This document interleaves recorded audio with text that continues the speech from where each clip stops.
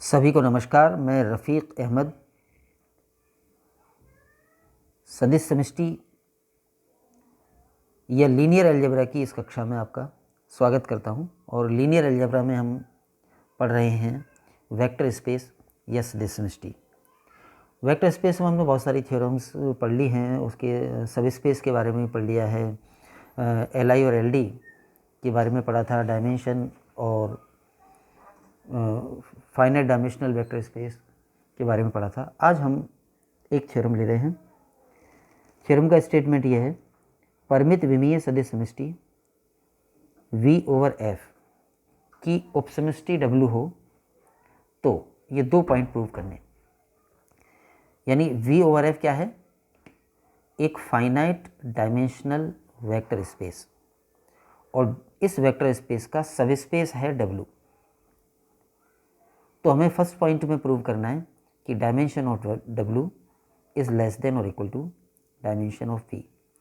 यानी सब स्पेस की विमा मेन स्पेस की विमा से ऑलवेज कम या बराबर होती है, या तो कम होती है या फिर बराबर होती है। यानी सब स्पेस की विमा मेन स्पेस की विमा से ज़्यादा नहीं हो सकती। पहले पॉइंट में तो ये प्रूव करना है, और सेकंड पॉइंट में हमें प्रूव करना है कि अगर सब स्पेस और वेक्टर स्पेस बराबर हो जाएं तो वो केवल तभी संभव है जब दोनों की विमा बराबर हो। यानी W बराबर V होगा यदि और केवल यदि डायमेंशन ऑफ W बराबर डायमेंशन ऑफ V।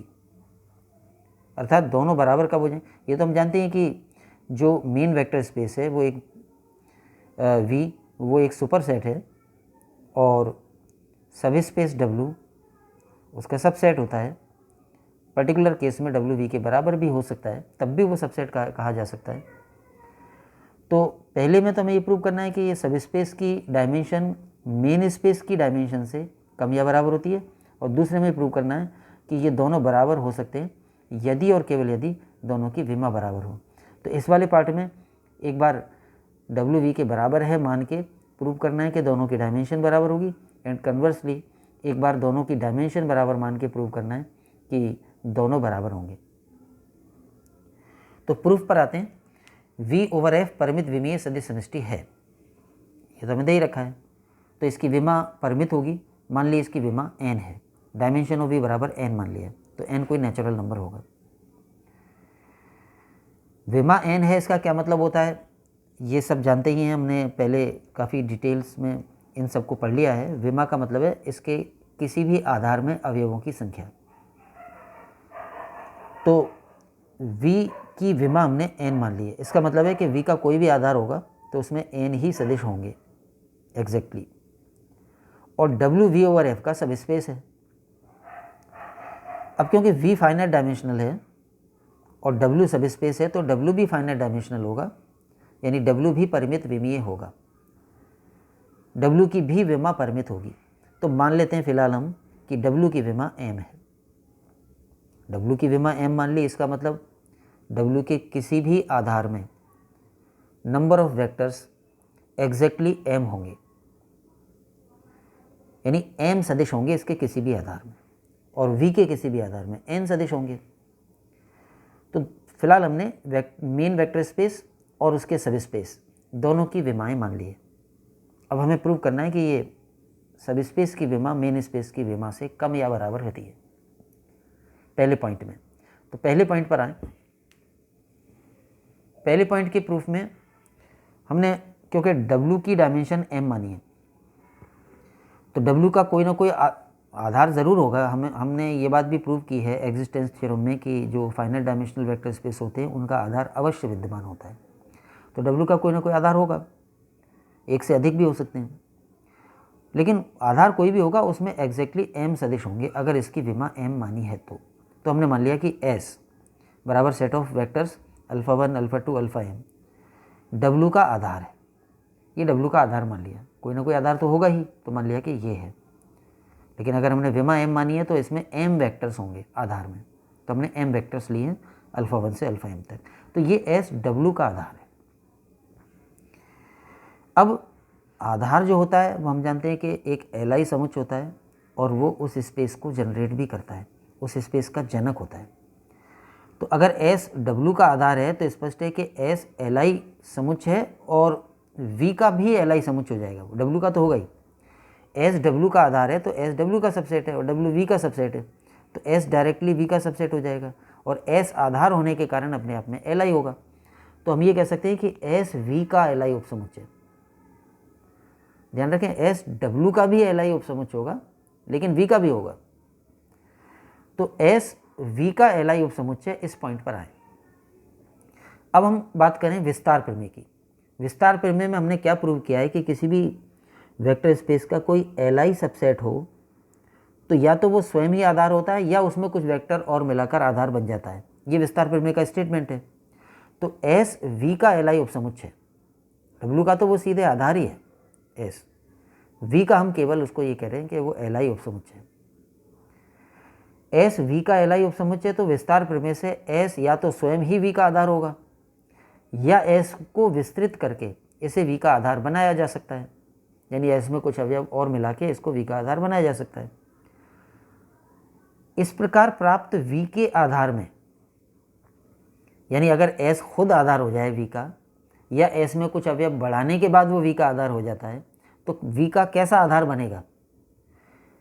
ऐसा आधार बनेगा जिसमें सदिशों की संख्या कितनी रहेगी, या तो m या m से ज़्यादा। यानी अगर s खुद ही आधार बन गया v का, तब तो v के आधार में कितने अवयव हो गए? m। और s में कुछ अवयव बढ़ाने के बाद v का आधार बना तो v के ऐसे आधार में कितने अवयव हो जाएंगे? m से ज़्यादा। तो इस प्रकार प्राप्त v के आधार में s को या तो ऐसी खुद हो v का आधार या इसको विस्तृत करके v का आधार बने, तो इस प्रकार प्राप्त v के आधार में सदिशों की संख्या या तो m या m से अधिक होगी, m या m से अधिक होगी। किसमें? v के आधार में। और v के आधार में जितने सदिश होते हैं वो संख्या v का विमा कहलाती है। तो v के आधार में सदिशों की संख्या m या m से अधिक होगी, इसका मतलब v की विमा m से बड़ी या बराबर होगी। Dimension of v is greater than और इक्वल टू m। और ये साइड चेंज करके इसको ऐसे लिख दें कि m इज लेस देन और equal to dimension of v, और m क्या था? Dimension of w। तो m की जगह डायमेंशन ऑफ w रख दें, तो प्रूव हो गया कि dimension of w is less than और equal to dimension of v। तो जो बात हमने प्रूव की है वो कैसे की है कि जो सब स्पेस है उसका एक आधार ले लिया, और सब स्पेस का जो आधार है वो एल आई समुच्चय है, और वो एल आई समुच्चय उस सब स्पेस का भी है और मेन स्पेस का भी है। और जब वो मेन स्पेस का एल आई समुच्चय, तो या तो वो खुद ही मेन स्पेस का आधार होगा या उसमें अवयव बढ़ाने के बाद मेन स्पेस का आधार बन जाएगा। दोनों ही परिस्थितियों में कैसा आधार आएगा जिसमें कितने सदिश होंगे, या तो जितने m में हैं या उससे ज़्यादा। तो v के आधार में सदिशों की संख्या m या m से अधिक हो जाएगी, और v के आधार में जो सदिशों की संख्या होती है वही v की विमा होती है। तो हम इस स्टेप पर आ गए कि v की विमा m या m से अधिक होगी, और m है w की विमा। तो सिद्ध हो गया कि v की विमा w की विमा से बड़ी या बराबर हो। तो ये तो रिजल्ट एस्टेब्लिश हो गया कि सब स्पेस की विमा मेन स्पेस की विमा से ऑलवेज कम या बराबर होती है। अब हम आए सेकंड पॉइंट पर। सेकंड पॉइंट में एक बार हम मान लें कि w v के बराबर है। हमें प्रूव करना है कि w v के बराबर होगा यदि और केवल यदि दोनों की विमा बराबर है। तो फर्स्ट साइड लेने के लिए हम मान लें कि w v के बराबर है। तो अब हमें प्रूव करना है कि डायमेंशन और w डायमेंशन ऑफ v के बराबर होगी। तो इसमें तो कुछ भी प्रूव नहीं करना है। अगर हम ये कह रहे हैं कि ये दोनों बराबर हैं, स्पेस तो दोनों ही हैं, वेक्टर स्पेस दोनों ही हैं, अगर दोनों बराबर हैं तो फिर इनका तो सभी कुछ बराबर होगा। जो जितने एलिमेंट इसमें होंगे उतने इसमें होंगे, जो इसका सबसेट होगा वो इसका सबसेट होगा, जो इसका आधार होगा वो इसका आधार होगा। जब दोनों बराबर ही हैं तब तो कुछ प्रूव करने की ज़रूरत ही नहीं है। सिंपल ये है कि जब दोनों एक ही बात है, दोनों स्पेस बराबर है का मतलब सेम है, एक ही बात है। और जब दोनों एक ही बात है तो दोनों के आधार में अवयवों की संख्या भी समान होगी, यानी दोनों की विमा समान होगी। तो ये तो बिना प्रूफ के भी हम लिख सकते हैं, इसमें कुछ भी प्रूफ बीच में नहीं पड़ता है। अगर w और v बराबर हैं तो जब दोनों बराबर हैं तो दोनों की विमा भी बराबर होगी। ये तो इसकी एक साइड हो गई। विलोम साइड लें कि विमा बराबर है तब दोनों को बराबर प्रूव करना। तो विलोम तो माना कि dimension of w is equal to dimension of v, दोनों की विमा बराबर मान ली। और वो कितनी मान ली? n मान लो, यानी कि W की भी विमा n है और V की भी विमा n है, तो दोनों की डायमेंशन n मान ली। अब हम प्रूव करेंगे कि W और V बराबर है। W V का सबसेट तो है ही, हमें प्रूव करना है कि इस केस में बराबर ही होगा W V के। तो हमने शुरू किया यहाँ से B बराबर set of beta 1 beta 2 beta n, यानी n सदिशों वाला ये समुच्च। मान लिया कि W का आधार है, W के आधार में n ही अवयव होंगे क्योंकि W की विमा n है, तो W का जो भी कोई आधार होगा उसमें n ही सदिश होंगे। तो हमने ये मान लिया कि ये n सदिशों वाला समुच्च B W का आधार है। अब ये W का आधार है तो ये अपने आप में Li समुच्च भी होगा और W को जनरेट करेगा, यानी कि linear span of this set B is equal to W, यानी ये B W का जनक होगा और अपने आप में Li होगा। इस पॉइंट को रोकें। अब दूसरी बात करें, B V का Li उपसमुच्च होगा। क्यों होगा? क्योंकि B W का आधार होने के कारण W का सबसेट है और W खुद सबसेट है V का, तो B डायरेक्टली V का भी सबसेट हो जाएगा और अपने आप में Li है ही। तो B V का Li उपसमुच्च है या समुच्च है,